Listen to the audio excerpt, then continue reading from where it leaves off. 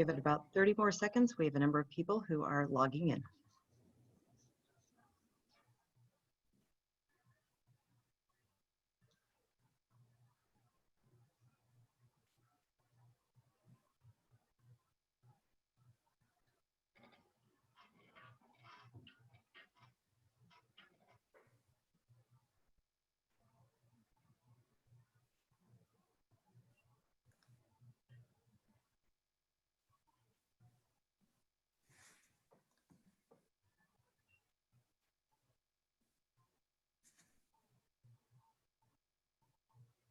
Okay, Jody, we're ready to go. Thank you. Good morning. I'm Jody Pollock-Newsome, Executive Director of the Michigan Wheat Program. We're very proud to be hosting this AgTalks virtual town hall this morning. Our topic of the day is exports, and exports are vital and very important for us, especially here in the state of Michigan. Our wheat product related exports for cereal, baked goods, pasta, just for our industry total 182 million. Our overall ag exports for the state of Michigan are 1.82 billion, with an additional local economic impact of 5.2 billion, for a total of more than $7 billion to just Michigan's state economy from exports, which is a great lead into the reason that we're doing this call today. The outstanding lineup of speakers that we have today will continue to stress the importance and the need for exports to make sure we have a good export opportunity and we can keep that strong across the US. We're going to start right now with a short introductory video, and then I will introduce our sponsors and cover a few housekeeping items.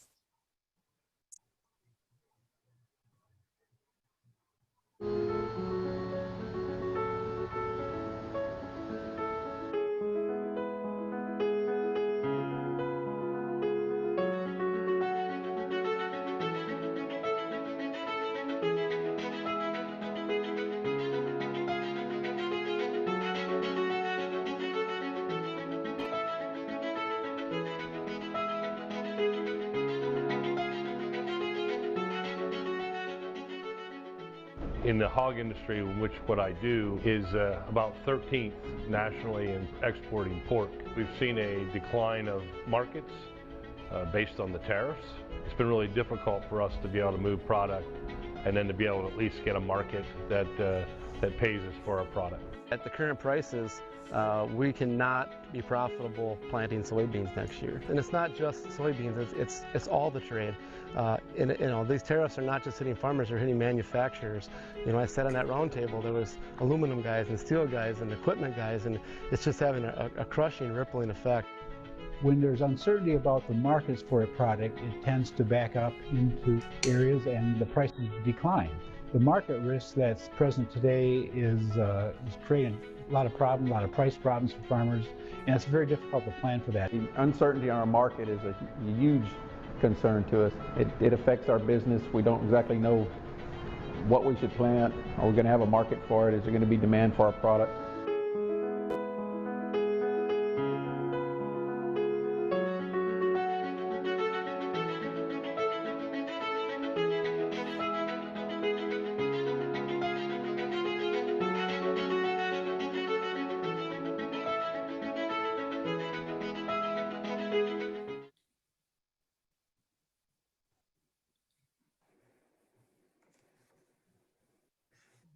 I think that video is a great framing for our discussion today.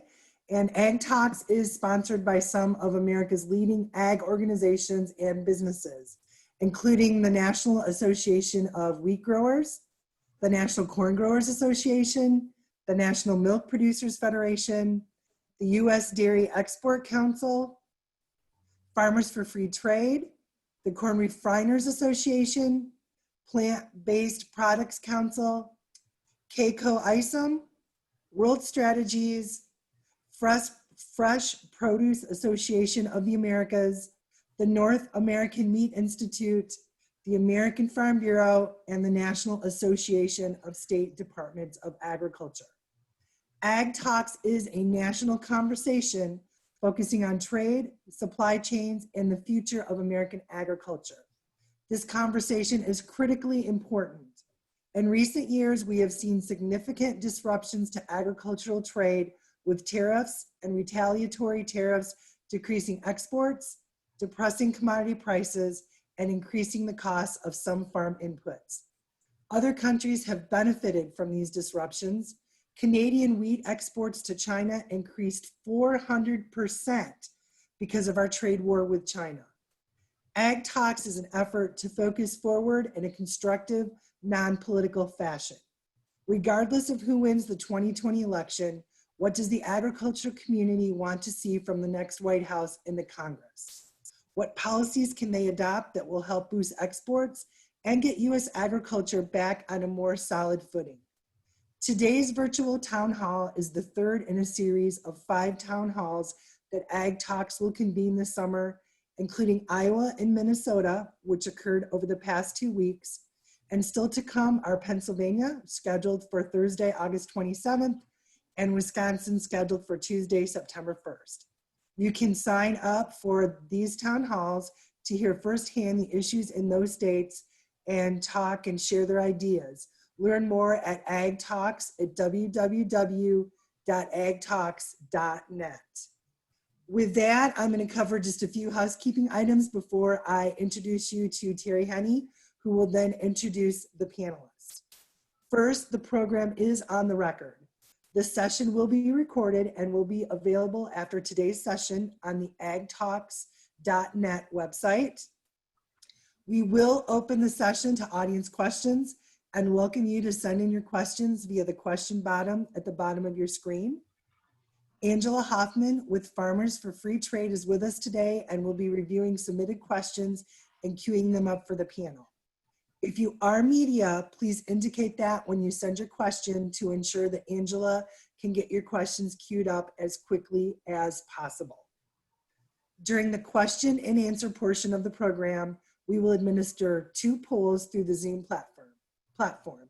When you see those polling questions pop up, please go ahead and respond to the polls. We will review the poll results at the end of the hall. Most importantly to our panelists, we ask you to kindly mute your microphone if you are not speaking.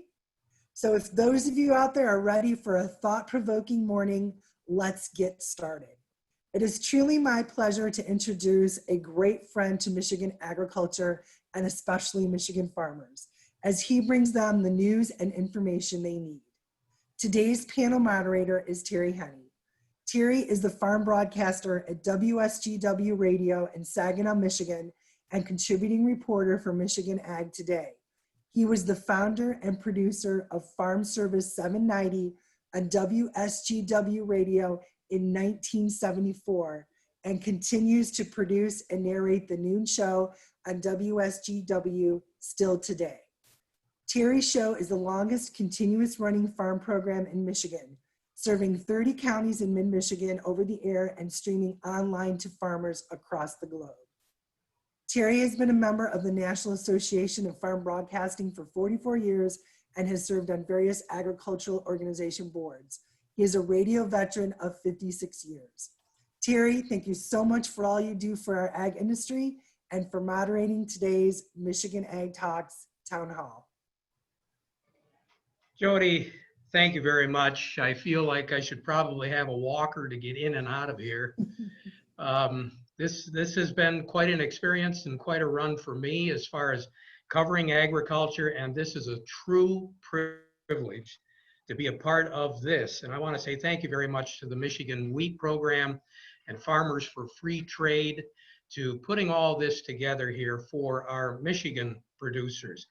Folks, all of you that are looking at us right now, and for all of you that will be looking at us down the road, since this program is recorded, I want to say you are in for a real treat.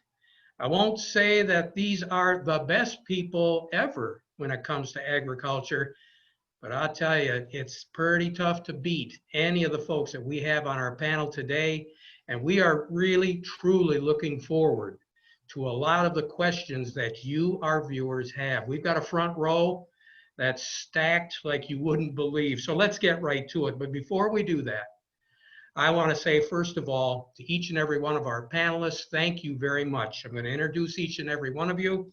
We'll have some opening statements from each and every one of you, and then we'll start the questions and the answers. First of all, I want to introduce to you a true friend I've known for a number of years, Dave Milken.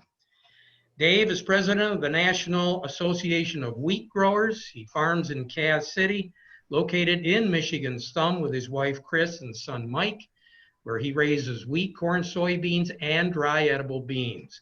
He has been the chairman of the Michigan Wheat Program since its inception, and he served on the Michigan Dry Bean Commission and was chair of the American Dry Bean Board. Dave serves as the officer liaison to the National Association of Wheat Growers Environment and Research Committee, Wheat Breeding Innovation Committee, and Operations and Planning Committee. In addition, he served on the American Farm Bureau Federation's Wheat Committee. Please welcome Dave Milken, panelist number 1. Dave, thank you very much. We'll talk to you in just a second.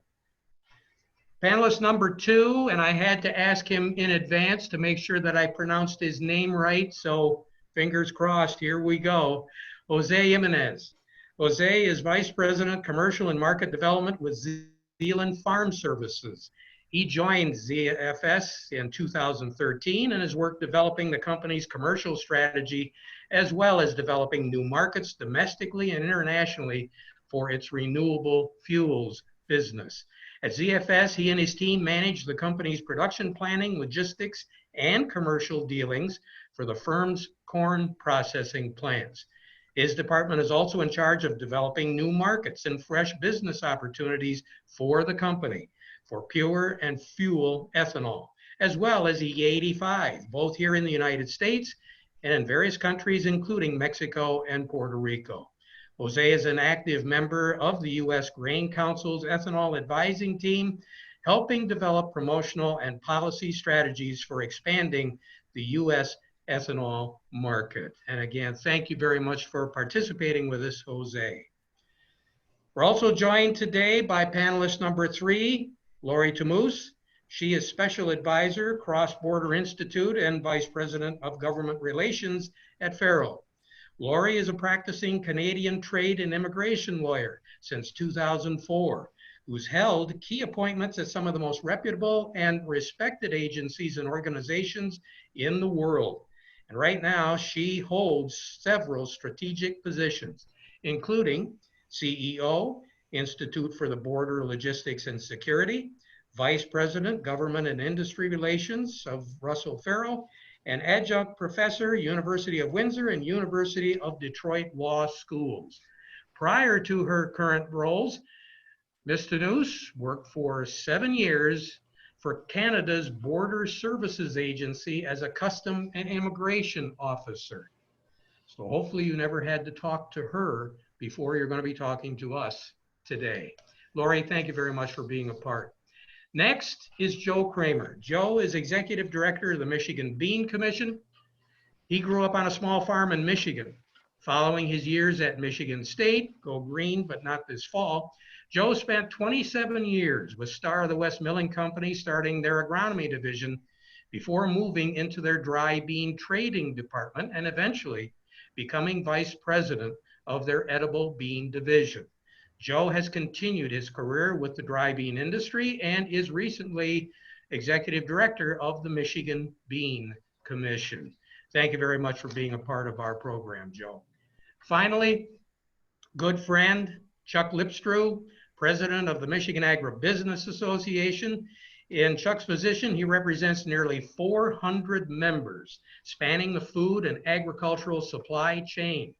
Before taking the helm at the Agribusiness Association, he most served on the communications team at Land O'Lakes Incorporated and previously led communications for the Michigan Agribusiness Association and other Michigan agricultural organizations. Now, prior to that, he served at the USDA as the speech writing director for, at that time, Ag Secretary Tom Vilsack. Chuck is originally from Lincoln, Nebraska, holds a BA from the University of Nebraska. So folks, there you have it. That's the panel. Are you ready? Well, first of all, before you start asking your questions, I want to get some opening statements from each one of our panelists. Dave, why don't you start us off? Thank you, Terry, for that fine introduction. I almost didn't recognize who you were talking about, but I certainly appreciate the opportunity to discuss the importance of trade with you all today. As we look at trade, it's probably one of the best things that we have to in this country to export is ag products. Certainly, it's contributed to the balance of surplus trade we've had in this country. In the last 10 years, U.S. agriculture's contributed with $300 billion to the U.S. trade surplus. So it's certainly is very important to the United States to have this fine commodities to export. Also, look at all the jobs it creates, especially as we talk about wheat. I might add that Michigan Wheat is part of the National Wheat Growers Association, and I represent that organization now as president. And speaking about the importance of exports, 50% of the wheat is exported out of this country. So it is very, very important to the wheat growers around this country to have that market. It certainly creates a lot of jobs in not only raising it and supplying the inputs to the farmers, but also transport and the port jobs, and it's very important, these jobs. Look at some of the opportunities we have coming up in the wheat trade business. And I'm going to cite some facts from U.S. Wheat Associates, who's a organization out of Washington, D.C. area, that their job is to develop markets and have offices in foreign countries to service these markets. They're a very close friend of the Wheat Growers Association. Looking at the opportunities, obviously China is the elephant in the big room, but also we have possibilities now in UK as they leave the European Union. That'll open possibilities to the United States to be a supplier to them. Another growing market is Vietnam and Kenya. So we need new agreements with these countries that are free of tariffs and can level the playing field for U.S. agriculture. Some of the other needs we have is the World Trade Organization is a valuable organization, but it certainly has some issues, and we need some reforms to make that more effective. The main thing that sells commodities in the market is price and quality. And if we're going to maintain a quality product, we need access to our crop protection products. We need new research. We need on seed. We need biotechnology, bioscience to be more of a part of this development of these products. We need these decisions to be based on sound science, not on some wild theories that we quite often hear, stories that we hear on the internet or read on the internet that we certainly kind of hard to believe some of the products that they're talking about. Some of the concerns they have, I think, are unfounded. So we certainly need people to be reasonable with the sound science. And we certainly need to take a look at our infrastructure, the deteriorating waterways and locks and dams on the Mississippi and the ports. We've had a fine structure, but it's starting to show their age. So we certainly need to maintain that along with our highways and rail systems. So we certainly need to level this field. Farmers would rather have trade than aid. So certainly appreciate this opportunity and certainly be looking forward to some questions. Thank you. Dave, thank you very much. Again, we have appreciated you here in Michigan as far as our spokesman for the wheat industry. And I'm sure that you're sharing a lot of your wisdom with the National Association. So continued good luck there in representing the organization. Next, let's go to Jose Jimenez. Jose is Vice President, Commercial and Market Development with Zealand Farm Services. Good morning, Jose. Good morning. Thank you, Terry, and thank you, everybody else in the panel as well for inviting me to participate. We're definitely excited to be part of all of this. And our company obviously is not just part of the ethanol sector, but also it's part of the soybean and other products that we export. But I'm just going to right now emphasize on what has been our struggles and what has been our situation, specifically talking about the ethanol. With 210 plants of ethanol in the United States, in the past couple of years, we have definitely started to promote more of the use of ethanol worldwide. Our current give or take production is 14 billion gallons domestically speaking. So we, and our demand is around 12.5 billion gallons in the domestic market. So that surplus has forced us to definitely look for alternatives in the international market. What does this mean?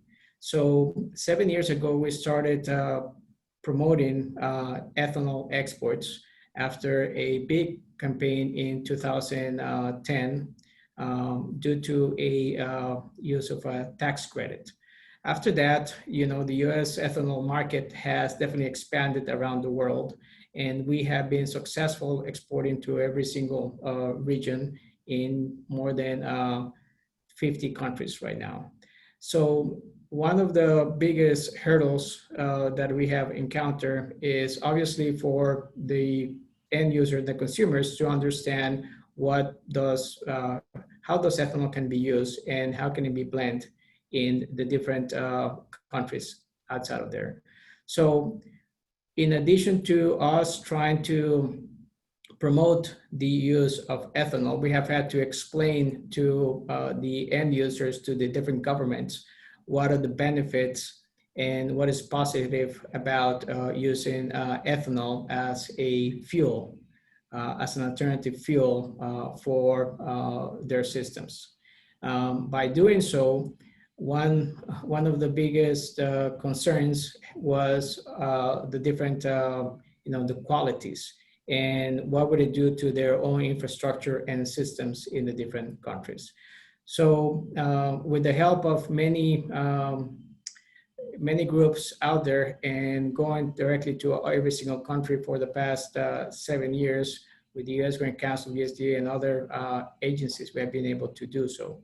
The importance of the ethanol exports are directly related to, the farms, the farming community in rural America, not just on the corn, but other feedstocks that could be potentially used to produce this product. As of right now, of course, mostly the ethanol in the United States, it uses corn as a feedstock.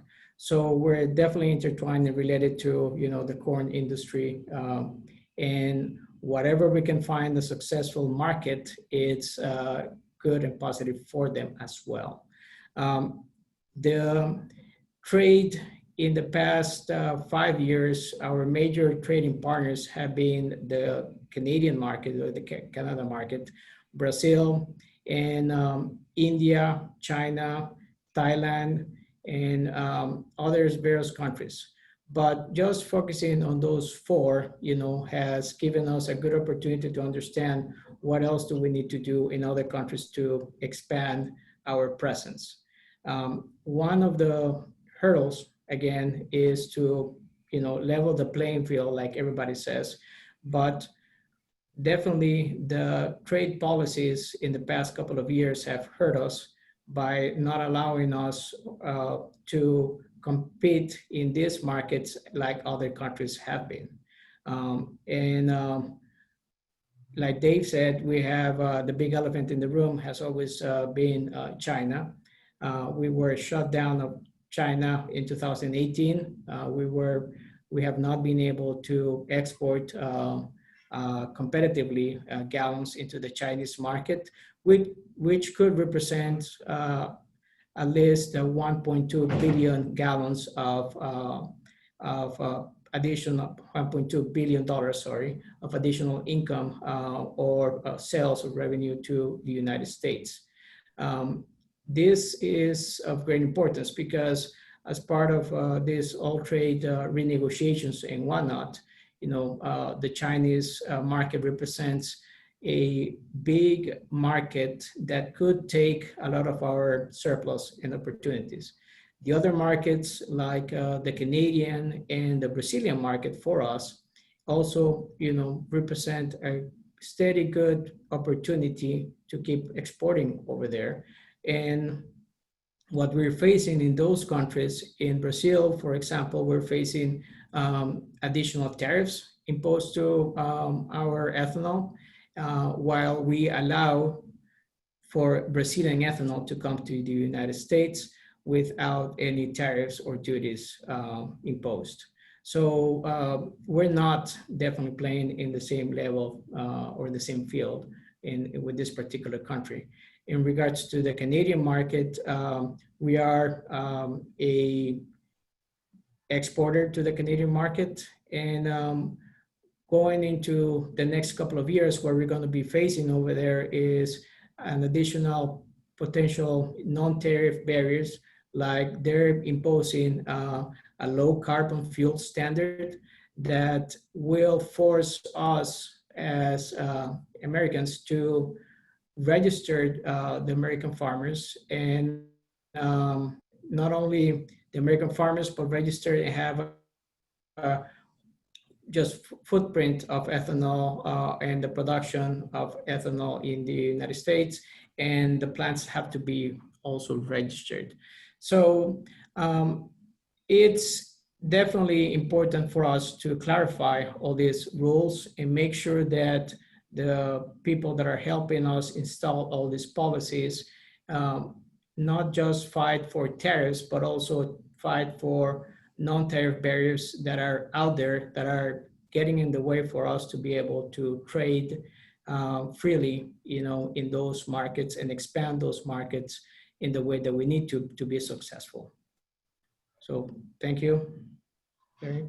Very good. Jose, thank you very much. Brought up some really good points, and obviously we are going to be touching on those. Let's invite now and say good morning to our third panelist, Lori Tanous. Lori, good morning. Everyone. Terry, thank you for that nice introduction, and I agree. I hope I haven't encountered anyone in my previous life. I could tell some stories about that, but we'll save that for another day. So I'm here today representing both FARO and the Cross Border Institute. So those are the two roles I currently have. At FARO, I am the Vice President of Government Relations for all of our operations. We have offices throughout Canada and the United States. In Michigan, we're located, our warehouses and our corporate offices are in Plymouth. And then as well, we have an FTZ located in Battle Creek, Michigan. So we're very fortunate to have a number of clients in the food, agri-food industry that definitely utilize this northern border here. At the Cross Border Institute, I'm a special advisor. We focus on policy issues related to the movement of goods, people, and finances across borders. So definitely, I would say over the last 20 years of being a practitioner of the movement of goods and people, I would highlight the importance of food safety, food security. If I didn't know the importance of it prior to this pandemic, I would certainly say that one of the things that we've all witnessed is the importance of ensuring that we have a safe and secure food supply chain, and how important that is.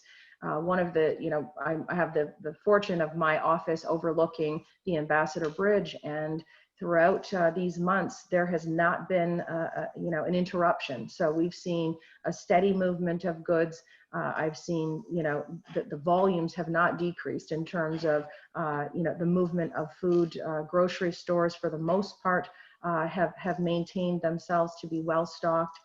So I think that combined with the legislation and regulation that now Canada and the US have in terms of harmonizing and modernizing our safe food legislation also moves towards ensuring the facilitation of goods across the border and in a safe way and in a compliant way, but that keeps business moving. And so thank you again for having me here. It's a pleasure to be here today. Thank you very much, Lori. A lot more to talk about, and I'm sure you'll get some questions here too. Our panelist now, number 4, is Joe Kramer with the Michigan Bean Commission. Joe, good morning. Morning, Terry. It's a pleasure to be here today. Thank you for hosting us.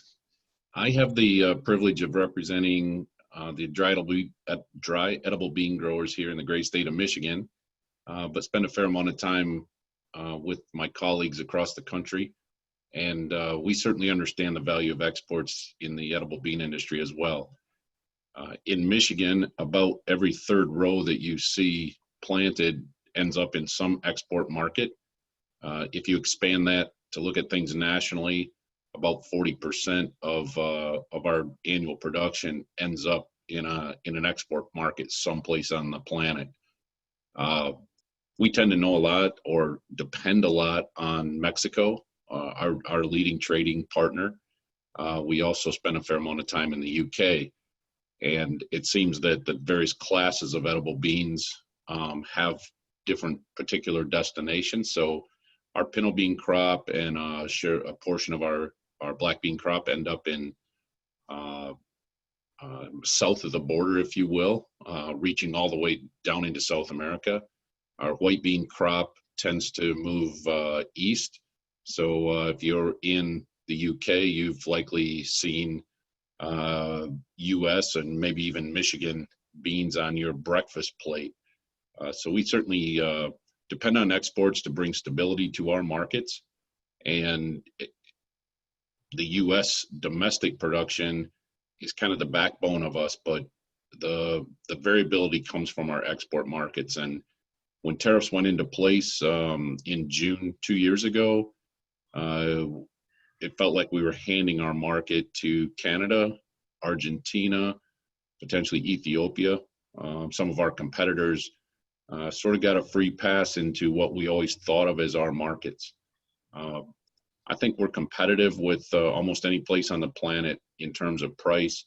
We certainly have the expertise and the infrastructure to produce the best quality in the world. So we're geared up to take care of a lot of hungry people around the planet, but artificially affected trade has gotten in the way of our activity, and we're playing catch up a little bit. So COVID has been an interesting component to the bean industry. It sort of took the front seat from tariffs, and we were able to compete because we had supply. But as our acreage increases this year, because corn and soybean markets haven't been as strong, we're going to end up in an oversupply situation, and obviously those export markets are going to be valuable to us again. And now the 25% tariff, or whatever the number turns out to be in these various markets, is going to become a big hurdle for us. So as Dave said, we're all about the opportunity. We can compete.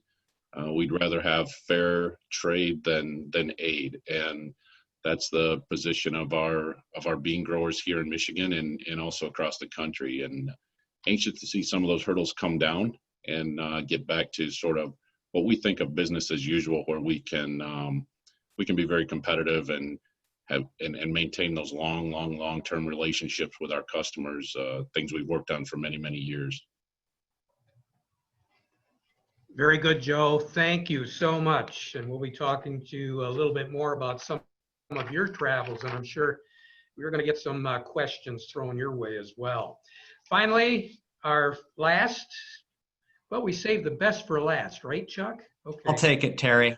Chuck Lipscrew, who's president of the Michigan Agribusiness Association. Chuck, your comments, please.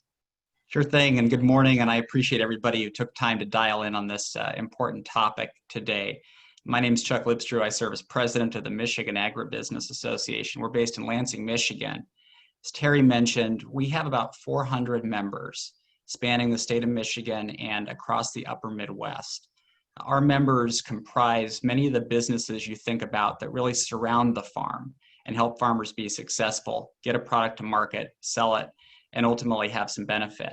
So our members really break down into several categories. We have a significant footprint in grain handling, grain elevators, handlers, exporters, those in logistics, trucking and rail, both our short line railroads and then some of the larger class 1 railroads that are integral to getting products to international markets. Agronomy is a very important part of what we do across the state of Michigan. So these are the businesses in rural communities across our state and across the country that provide farmers with what they need to get the job done: seed and fertilizer and chemistry and advice and technology, all of those things that go into being successful, and they have very strong relationships with farmers. And then we have a variety of other members that are really somewhere in the value chain. They might be food processors, our utility companies that are out there in rural Michigan serving farmers and businesses, and a variety of professional services. And my point in laying out all of that is these are businesses both in our cities and in small towns and rural communities whose success is tied sort of inextricably to the success of farmers and the availability of markets. And I think what to sort of bring around the introductory comments of everybody else here on the panel, and everybody's laid this out really well, the message today is very clear. We have to be able to trade. We have to be able to export. We need stability and predictability in international markets because trade is absolutely central to the success of our Michigan agriculture industry. I think Jody mentioned at the top, it's a multi-billion-dollar opportunity. In particular, here in Michigan, we have a very close relationship with our Canadian friends just across the border. We have a very close relationship with Mexico, especially when we talk about dry beans, as Joe did, and some other products. And for a very long time, we had a very close relationship with China and across Asia, and incredible opportunity across some sectors that aren't represented on the panel, but I think are on the call, from fruit and vegetables to pork products to poultry products and beyond. We're at a time where it's really important to take stock of where we're at. We've had some positive news, I think, the last few years, but also some negative news on trade. On the positive side, USMCA has been, I think, good news for the industry.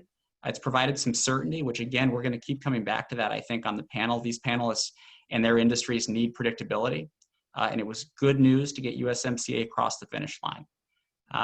On the flip side, we've seen, I think, a policy based in surprises.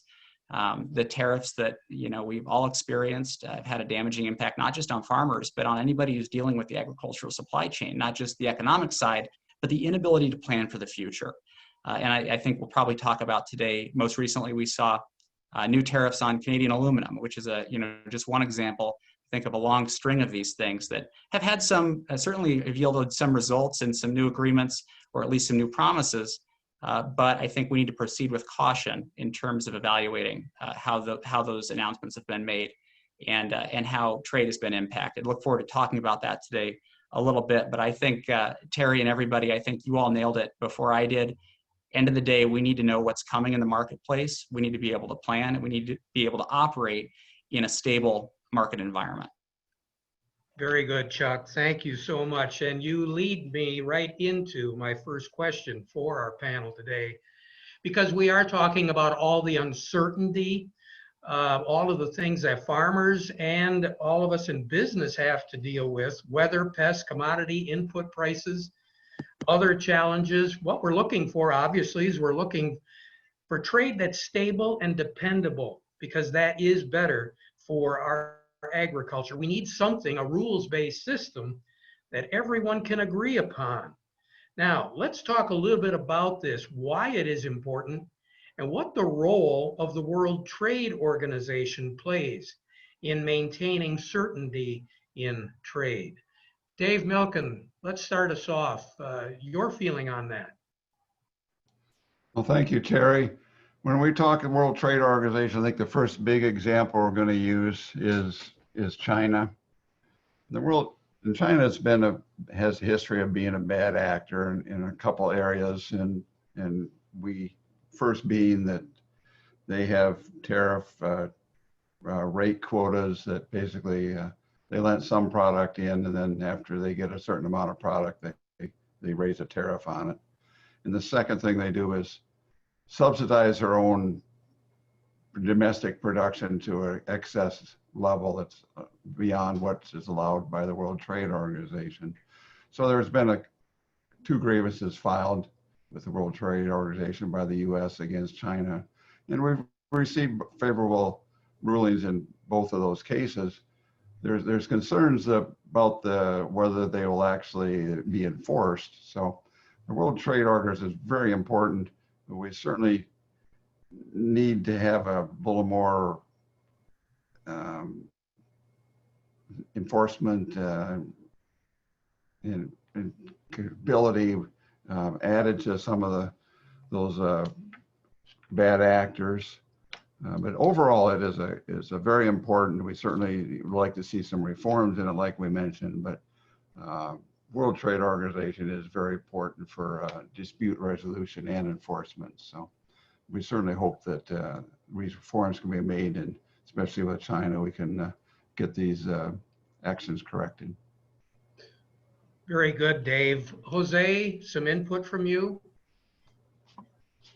I agree with Dave 100%. We need a neutral enforcer of any dispute resolution that we have in regarding to trade, especially in this international playing field, because it's not just the Chinese, but it's everywhere, right? That we trade, that we need to have an entity that will help us enforce what are the rules of the game. And we need to definitely, as Dave said, help make some changes in the World Trade Organization, but also respect going forward what they do and allow them to act in our behalf. This is great, important for us in the small businesses and exporters around the world to have that ability to understand what's out there and have this entity. Thank you. All right. Jose, thank you. Joe, can you chime in on this? Sure, Terry, thank you. The only thing that I would really add is the value of an entity to appeal to. So when there is an issue, when there's a question or a concern, who do you reach out to as an industry to sort of plead your case with and assume that it will be investigated in a fair, timely fashion that everybody can respect the conclusion of and adhere to. And I'm not sure we really have that today. Okay. Lori, are you going to come in on a little bit different angle on this question? What's your thought? I was worried you were going to ask me that, but I can wear both hats in terms of seeing things from different perspectives, and there's no doubt that both Canada and the U.S. have had to take a different look at our relationship, our respective relationships with China. I think that there has to be a change in those relationships, but I don't think that they can be sudden. I think they have to be gradual. I think they have to be intentional. But I certainly concur with my fellow co-panelists in terms of what the role of the WTO could be in terms of that mediator, that arbitrator, that voice of reason, or that honest broker. So I certainly think that's something that's needed. I think there are times when we see that they are on the right track in terms of eliminating unnecessary barriers. That there are some great policy approaches that we're seeing where they're encouraging their members. But I think we still have some work ahead of us. Okay, good points. Chuck, just a little follow-up. Since you were the instigator, you brought this on to start with. Very interesting comments. Anything more after you've heard the panelists, Chuck? Well, I think dispute